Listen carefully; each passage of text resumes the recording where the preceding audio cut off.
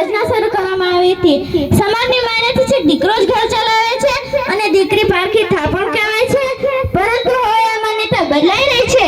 દીકરાઓ ઘરને ઉજાડી રહ્યા છે અને દીકરીઓ મા બાપની સેવા કરી રહી છે।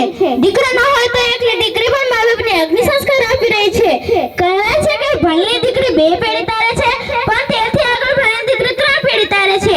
એક મા બાપની, બીજી પોતાની અને ત્રીજી પોતાના સંતાનોની।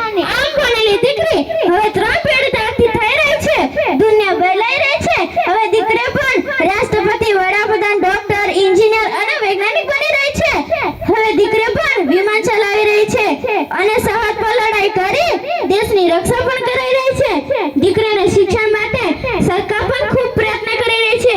દીકરીઓને મફત શિક્ષણ, મુસાફરી વગેરે સુવિધાઓ કરવામાં આવી રહી છે। માટે આપણે પણ સૌ દીકરીને ભણાવીએ અને તેને પગભર બનાવીએ। अब हर घर में उठेगी आवाज, अब बेटियां भी आगे बढ़ेगी। अस्तु, जय हिंद, जय भारत।